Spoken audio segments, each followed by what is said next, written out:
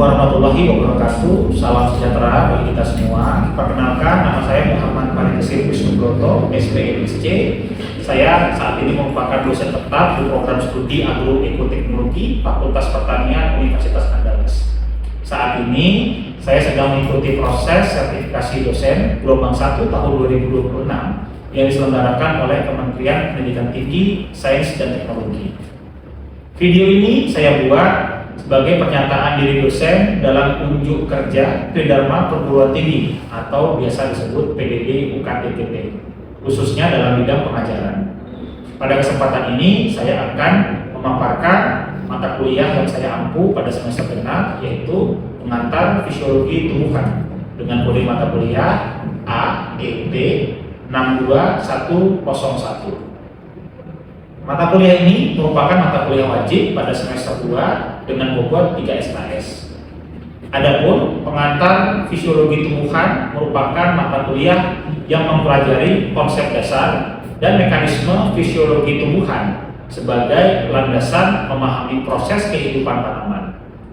Materi meliputi struktur dan fungsi sel, air dan larutan, absorpsi, transpirasi, translokasi, unsur hara, enzim, fotosintesis, respirasi, metabolisme, pertumbuhan, dan fitohormon. Pembelajaran menggunakan case-based method melalui studi kasus, diskusi ilmiah, dan praktikum untuk menghubungkan konsep fisiologi dengan respons tanaman terhadap faktor lingkungan. Mata kuliah ini juga mendukung pencapaian SDGs atau Sustainable Development Goals, yaitu meliputi SDGs 2, Zero Hunger, kemudian ada SDG 9, Industry, Innovations, and Infrastructure. Kemudian ada SDG 12, yaitu Responsible Consumption and Production. Kemudian ada SDG 13, Climate Action, dan SDG 15, Life on Land, melalui penguatan dasar ilmiah bagi pengembangan budidaya tanaman yang berkelanjutan. Adapun capaian pembelajaran lulusan atau CPL meliputi, yaitu yang pertama adalah CPL 1. Lulusan mampu mengidentifikasi, merumuskan, dan menyelesaikan permasalahan subsektor perkebunan yang kompleks dengan menerapkan prinsip-prinsip budidaya perkebunan yang berwawasan lingkungan. CPL 3. Lulusan mampu berkomunikasi secara efektif, baik secara lisan maupun tertulis, dengan berbagai kelompok audiens, masyarakat, dan pemangku kepentingan di sektor pertanian. Kemudian CPL 6, lulusan mampu merancang dan melaksanakan eksperimen serta menganalisis dan menginterpretasikan data hasil pengamatan menggunakan penalaran ilmiah untuk kemudian dapat menarik kesimpulan yang valid. Dan yang terakhir adalah CPL 7, yaitu lulusan mampu memperoleh dan menerapkan pengetahuan serta keterampilan baru secara mandiri, menggunakan strategi pembelajaran sepanjang hayat yang tepat dan adaptif. Adapun capaian pembelajaran mata kuliah atau CPMK yang hendak dicapai pada mata kuliah ini adalah yang pertama, yaitu mahasiswa mampu menjelaskan konsep dasar fisiologi tumbuhan, struktur dan fungsi sel, konsep air dan larutan, serta mekanisme pertukaran gas dan fisiologi stomata. Selanjutnya, yang kedua yaitu adalah mahasiswa mampu menganalisis hubungan antara tanah, air, tanaman, serta fungsi unsur hara dalam mendukung proses fisiologi tumbuhan. Yang selanjutnya, CPMK 3 yaitu mahasiswa mampu menjelaskan dan menganalisis proses fotosintesis, respirasi, aktivitas enzim, serta peranan fitohormon dalam metabolisme dan pertumbuhan tanaman. Selanjutnya, yaitu adalah CPMK 4, yaitu adalah mahasiswa mampu untuk mengidentifikasi dan menjelaskan peranan dari karbohidrat, lipid, asam amino, protein, serta mekanisme pertumbuhan vegetatif dan generatif pada tumbuhan. Selanjutnya yaitu adalah yang terakhir, yaitu adalah CPMK 5, yaitu mahasiswa mampu menyusun dan mempresentasikan laporan hasil praktikum atau kajian fisiologi tumbuhan sesuai kaidah penulisan ilmiah. Adapun pertemuan ke-1 sampai dengan ke-7 adalah penyampaian materi. Kemudian dilanjutkan oleh pertemuan ke-8 yaitu adalah pelaksanaan UTS atau ujian tengah semester. Selanjutnya pada pertemuan 9 hingga 15 pasca UTS adalah penyampaian materi, dan pada pertemuan ke-16 merupakan pelaksanaan ujian akhir semester atau UAS. Metode pembelajaran dilaksanakan secara tatap muka dan juga online.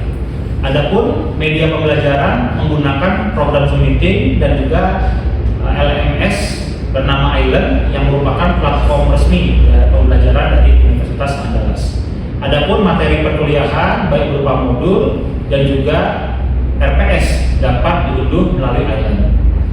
Adapun metode penilaian mahasiswa mencakup beberapa aspek, yaitu kuis atau tugas yaitu mencapai 10%, kemudian UTS atau ujian tengah semester 20%, dan UAS atau ujian akhir semester 20%, serta laporan studi kasus 40% dan juga persentase laporan studi kasus 10%. Selanjutnya, mari kita simak video proses pembelajaran mata kuliah pengantar fisiologi tumbuhan pada penerapan CPNK 3. Selamat menyaksikan. Oke, bismillahirrahmanirrahim. Assalamualaikum warahmatullahi wabarakatuh. Waalaikumsalam warahmatullahi wabarakatuh. Selamat pagi, salam sejahtera bagi kita semua. Alhamdulillahirabbil alamin. Hari ini kita masih diberikan kesehatan untuk dapat mengikuti lanjutan perkuliahan kita ya, di pertemuan ke-6 ya, itu tentang fotosintesis ya. Mungkin saya beri aja lah supaya lebih leluasa gitu ya untuk berdiskusi. Nah, kalau bicara tentang fotosintesis, saya rasa bukan suatu hal yang baru bagi kita semua, karena saya sendiri ingat ya, SD itu sudah mengenal tentang fotosintesis, belajar sains itu. SMP juga demikian, SMA juga demikian, ya kan? Sampai kuliah S1, S2, bahkan sampai S3 juga belajar tentang fotosintesis, tentunya dengan proporsi yang berbeda. Nah, kalau sudah perguruan tinggi levelnya, tentunya akan lebih dalam untuk membahas tentang proses ini. Nah, kira-kira kalau saya tanyakan sekarang, apa sih definisi dari fotosintesis yang kalian ketahui sampai sejauh ini? Ada yang mau berpendapat? Oke, kita akan lihat gimana? Fotosintesis merupakan reaksi kimia yang terjadi pada tanaman dengan perubahan CO2 dengan plus H2O dibantu dengan energi cahaya matahari yang menghasilkan glukosa dan juga O2. Oke, jadi yang merupakan produk utama adalah glukosa, sedangkan oksigen merupakan produk saluran. Ya, jadi kalau yang kita sampaikan sudah sudah on point, walaupun memang pembahasannya masih terlalu umum gitu ya. Jadi pada topik sekarang ini kita akan lebih dalam membahas tentang apa itu fotosintesis ya. Tadi sudah disampaikan Dira ya, bahwasanya fotosintesis itu menggunakan energi cahaya matahari untuk mengkonversi CO2 dan air menjadi karbohidrat dan oksigen sebagai produk intinya. Jadi kalau kita bisa breakdown dari gambar ini ya kan, kita bisa lihat bahwasanya fotosintesis itu terdiri dari dua kata ya, foto dan sintesis, untuk memudahkan kita memahaminya lebih jauh. Pertama adalah foto artinya adalah cahaya. Sintesis di sini berarti merupakan suatu proses pembentukan apa yang dibentuk, yaitu adalah karbohidrat. Jadi proses pembentukan karbohidrat yang dibantu oleh adanya cahaya matahari. Ya, jadi di sini cahaya matahari sangat vital. Nah, untuk apa fungsinya? Nanti kita akan bahas lebih lanjut pada reaksi yang akan kita pelajari pada pembahasan selanjutnya. Ya. Kemudian di sini kita bisa lihat ada karbon dioksida sebagai molekul yang membentuk karbohidratnya, ya, yang akan dibentuk karbohidratnya itu berasal dari si karbon dioksida. Sedangkan oksigen itu berasal dari air, ya. Oke. Nah, disinilah tempat terjadinya proses sintesis, utamanya reaksi terang. Ya, jadi klorofil berada dalam membran pilar tilakoid. Disitulah letak yang namanya klorofil. Nah, kira kalian nanti di mana klorofil itu, bagaimana bentuk dan lain sebagainya kita akan lihat di pembahasan berikutnya. Ya, kemudian di sini yang perlu kita garis bawahi karena merupakan suatu tempat yang penting juga dalam proses fotosintesis itu adalah stroma. Stroma adalah bagian cair dari si kloroplas. Ya, itu tempat berlangsungnya proses reaksi yang kalian bisa sebut sebagai reaksi gelap. Cuman saya nggak setuju tentang reaksi gelap. Nanti akan saya bahas kenapa. Oke, istilah reaksi gelap tadi. Oke, ya. Nah, secara umum reaksi dalam fotosintesis itu dibagi menjadi dua tahap. Ya, ada reaksi tercahaya atau kita bisa sebut reaksi terang. Itulah reaksi yang memerlukan cahaya dan berfungsi mengubah energi matahari menjadi daya asimilasi berupa ATP dan NADH. Nanti bagaimana proses penentukannya saya akan jelaskan pada bagian berikutnya. Kemudian proses tersebut untuk menghasilkan gula, menghasilkan karbohidrat dalam reaksi yang disebutkan di awal tadi, ya itu menggunakan daya asimilasi, menggunakan energi yang berasal dari ATP dan NADPH ini. Kalau tidak ada kedua daya asimilasi, maka reaksi gelap yang kalian sebutkan tidak akan bisa terjadi. Jadi miskonsepsi di sini bisa terjadi ya karena definisi tadi seolah-olah reaksi terang terjadi pada siang hari saat ada cahaya, sedangkan reaksi gelap terjadi saat tidak ada cahaya. Padahal maknanya kalau tidak ada cahaya maka reaksi gelap pun tidak akan bisa terus. Karena reaksi gelap menggunakan daya asimilasi dari reaksi. Jadi definisinya mungkin lebih kepada penggunaan istilah apa tadi, cahaya tadi, energi cahaya tadi secara langsung maupun tidak langsung. Bisa dipahami? Ya, jadi kalau tidak ada reaksi terang, tidak ada reaksi gelap. Jadi reaksi gelap, apakah terjadi di malam hari? Tidak, karena tidak ada energinya. Nah, itu jadi yang saya bilang miskonsepsi tadi. Jadi saya lebih suka menyebutnya sebagai reaksi reduksi karbon karena pada saat itu karbon direduksi. Oke, bisa dipahami sampai sini? Bisa. Jadi kita akan membahas tentang peristiwa atau reaksi selanjutnya yaitu adalah reaksi atau reaksi saya sebutnya reaksi reduksi karbon supaya tidak terjadi. Kita mengenal peristiwa reaksi gelap ini sebagai siklus Calvin atau kalau mau lengkap Calvin-Benson-Basam cycle atau CDB cycle. Jadi kenapa disebut dengan siklus Calvin atau siklus C3? Ini kita akan bahas di sini. Ya, terkait dengan peristiwa dari siklus Calvin. Proses pertama itu adalah fiksasi. Fiksasi itu apa? Menangkap karbon. Jadi kalau kita bisa bayangkan tadi secara spasial lagi, ya kan CO2, molekul CO2 masuk melalui stomata. Betul ya? Dia akan masuk ke dalam palisade, akan lagi masuk ke dalam kloroplas, akan masuk ke dalam stroma. Nah, itu bagian CO2-nya. Nah, ketika sudah berada di stroma, siapa yang menangkap? Yang menangkap adalah molekul RUDP. Ya. Singkatan itu dari ribulosa bisphosphat. Ya, kita lihat ada 5 molekul karbon. CO2 punya 1 molekul karbon, di sini 1 CO2 molekulnya. Ya, kemudian dia akan dikatalis oleh suatu enzim yang namanya rubisco. Ribulosa bisfosfat karboksilase oksigenase membentuk suatu molekul ya beratom karbon 6 karena 5 tambah 1. Jadi namanya panjang sekali. 2 karboksi, 3 ketoarabinitol, 1,5 bisfosfat yang tidak stabil, ingat ya, tidak stabil. Dan dia segera setelah terbentuk tadi akan segera terpecah menjadi 2 bentuk ke dalam 2 buah molekul yang namanya 3 PGA atau 3 fosfogliserat. Sehingga produk pertama yang dikenali dalam proses atau siklus ini adalah suatu senyawa 3 PGA yang beratom karbon 3. Itu kenapa disebut siklus C3 atau siklus Calvin.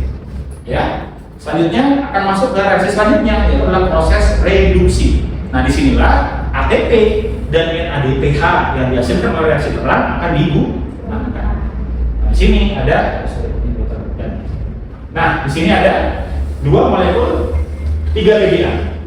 Oke, kemudian di sini akan dihilangkan glucose fosfatnya menggunakan ATP dari reseptor tadi. Oke, membentuk satu molekul namanya 1,3 bisfosfogliserat atau 1,3 BPGA. Selanjutnya dia akan diubah lagi menjadi yang namanya molekul triosa fosfat atau G3P atau gula sederhananya yang terbentuk. Oke, oleh NADPH yang juga didapatkan dari reaksi perang. Oke, secara simpel saja, singkat ya.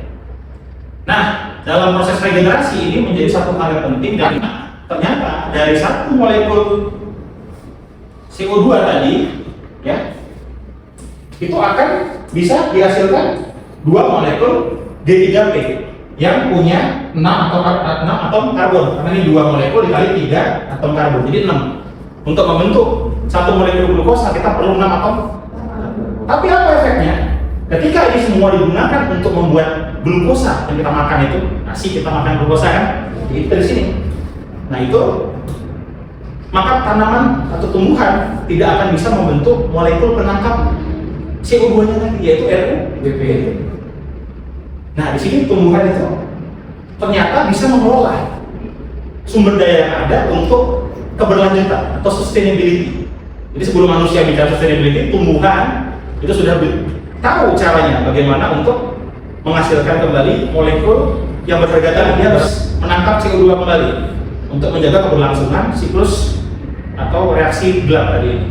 Ya, jadi untuk itu maka tumbuhan sebenarnya perlu 3 molekul CO2 ya untuk membentuk 6 molekul G3P untuk kemudian nanti satu molekul itu dipakai disimpan sementara untuk membuat setengah molekul glukosa. Kemudian akan dari 6 tadi satunya dipakai untuk tabung, satunya dipakai untuk membentuk glukosa, 5-nya lagi dipakai untuk tabungan untuk membentuk RUBP kembali. Jadi satu siklus dengan 3 karbon dioksida akan menghasilkan setengah molekul glukosa. Jadi perlu berapa untuk membentuk satu molekul glukosa utuh? Berapa siklus? 2 kali siklus. Nah, di sini ya yang menjadi highlight dari siklus C3. Ya karena siklus tanaman C3, tumbuhan C3 itu terkenal tidak efisien. Terkenal boros dalam menggunakan cadangan makanannya. Karena dia mengalami suatu peristiwa yang namanya fotorespirasi. Ya. Fotorespirasi. Jadi namanya kita bisa lihat ya, ada foto, ada respirasi. Ini pasti reaksi pembongkaran. Ya, kalau kita bicara metabolisme itu ada anabolisme, ada katabolisme. Sama-sama membongkar. Tapi dipicu oleh adanya cahaya. Dia sangat sensitif sekali akan adanya cahaya. Ya kenapa? Karena dia punya enzim yang mengkatalis RUBP dengan CO2 tadi, perubahannya itu adalah enzim ribulose. Sesuai namanya, ribulosa, bisfosfat karboksilase oksigenase. Bisa menangkap 2 molekul sekaligus. Menangkap CO2 bisa, menangkap oksigen juga bisa. Tergantung pada kondisi ketersediaan molekul-molekul ini. Kalau banyak CO2-nya, dia cenderung menangkap CO2. Tapi kalau banyak oksigennya, dia akan menangkap oksigen. Nah ini berbahaya. Kenapa? Karena ketika tumbuhan-tumbuhan C3 mengalami suatu cekaman lingkungan, contoh tanaman kopi misalnya, yang tergolong tanaman C3. Kalau kita lihat implikasi praktis di lapangan, kopi perlu naungan nggak? Apa fungsinya naungan? Untuk mengurangi intensitas. Iya. Ya, jadi dia mengurangi intensitas, menjaga kelembapan, memaksa stomata itu tetap membuka secara optimal, menghindari sekapan oksigen berlebih di dalam si stomata tadi, di dalam ruang antar sel, di dalam kloroplasnya, sehingga akan terdapat selalu banyak CO2. Rasio CO2 per O2-nya lebih tinggi. Tapi kalau tertutup stomatanya karena dia tidak nyaman dengan kondisi lingkungan yang dia tidak kehendaki, dia akan menggunakan oksigen, sehingga menyebabkan peristiwa fotorespirasi. Sama dengan respirasi, dia adalah peristiwa katabolik, membongkar. Dia punya gula yang merupakan cadangan makanan yang dia serap melalui proses reaksi gelap, justru dia akan pakai untuk suatu hal yang Sia. Oke, jadi secara umum ahli sepakat bahwasanya secara umum ya, yaitu bahwasanya fotorespirasi punya dampak negatif. Tapi beberapa ahli percaya ya sebenarnya fotorespirasi itu justru punya juga dampak positif. Nah, itu yang akan coba kita bahas pada pertemuan kali ini terkait dengan tugas kelompok fotorespirasi. Nah, saya minta dari kelas ini kita akan bagi menjadi 2 kelompok. Yang satu adalah pro fotorespirasi, yang satu adalah kontra fotorespirasi. Jangan lupa ya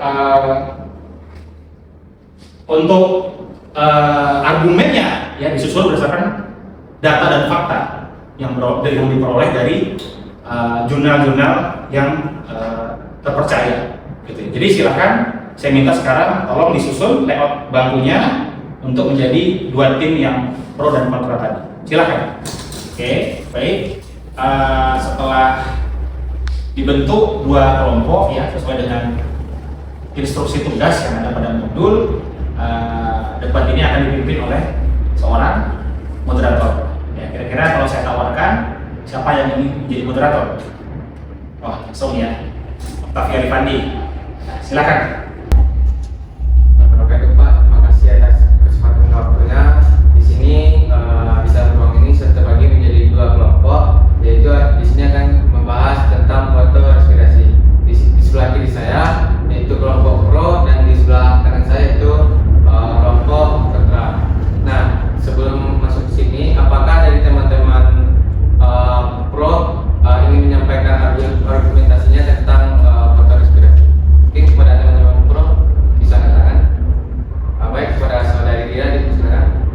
Sebelumnya terima kasih kepada moderator untuk waktu dan kesempatannya. Di sini kami dari tim pro setuju bahwa fotorespirasi sendiri memiliki dampak positif. Di mana kita memang sama-sama tahu bahwa fotorespirasi dapat mengurangi hasil dari hasil energi dari pembentukan fotosintesis. Tetapi fotorespirasi sendiri dapat membantu saat tanaman tersekam. Tanaman cenderung menutup stomata. Hal ini dapat mengurangi masuknya CO2 pada tanaman, sehingga enzim rubisco cenderung mengikat oksigen.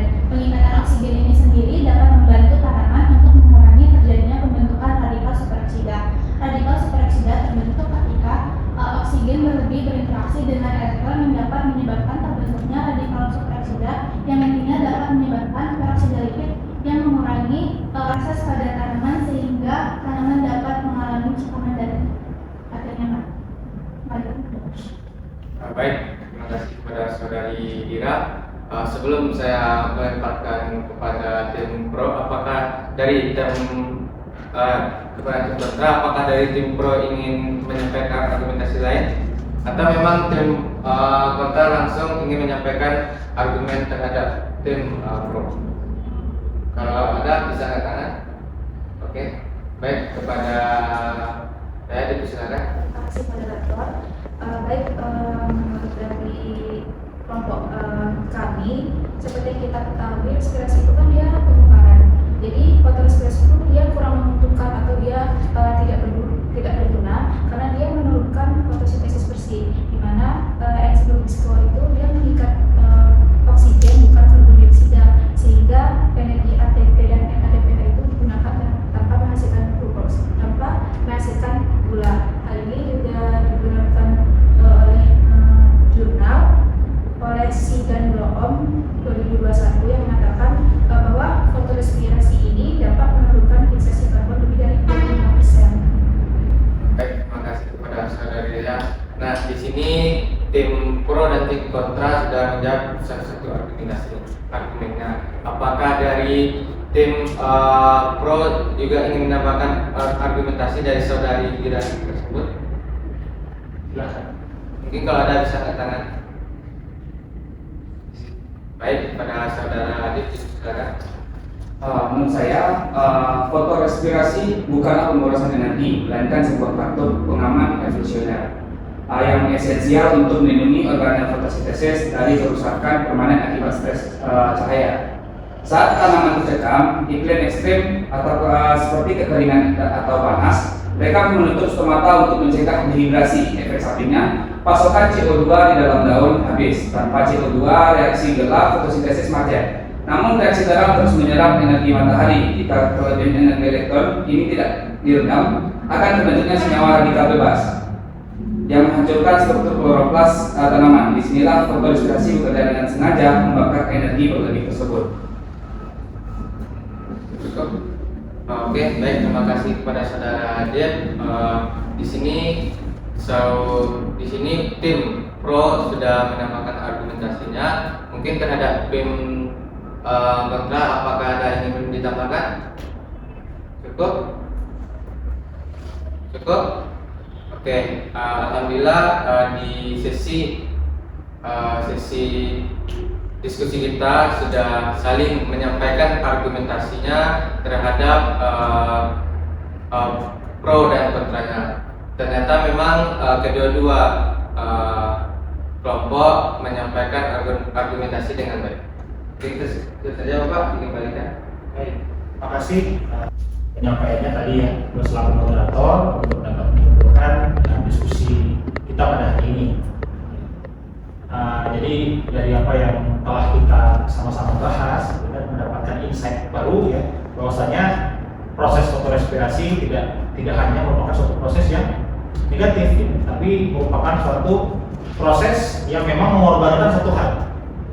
Bahkan tadi sampai 25% tadi disebutkan, atau sampai ada yang bilang bergantung jenis tanaman sampai 50% dari akumulasi dari glukosa yang hilang akibat fotorespirasi. Tapi di samping itu fotorespirasi juga digunakan oleh si tumbuhan untuk dapat bisa bertahan hidup dalam berbagai macam kondisi lingkungan yang kurang menguntungkan. Jadi saya harapkan kita bisa lebih bijak ya ke depannya dalam memahami suatu fenomena. Tidak selamanya negatif, tapi pasti ada satu hal yang positif. Oke, mungkin itu yang dapat saya sampaikan pada pertemuan hari ini. Saya harapkan apa yang telah disampaikan dapat menambah perspektif rekan-rekan mahasiswa semuanya dan bermanfaat ke depannya. Ya. Saya akhiri, bila taufiq wal hidayah. Wassalamualaikum warahmatullahi wabarakatuh. Waalaikumsalam warahmatullahi wabarakatuh. Baik, demikian video unjuk kerja Tridharma Perguruan Tinggi yang dapat saya sampaikan, khususnya dalam bidang pengajaran pada mata kuliah pengantar fisiologi tumbuhan. Kurang lebihnya mohon maaf. Bila taufiq wal hidayah. Wassalamualaikum warahmatullahi wabarakatuh.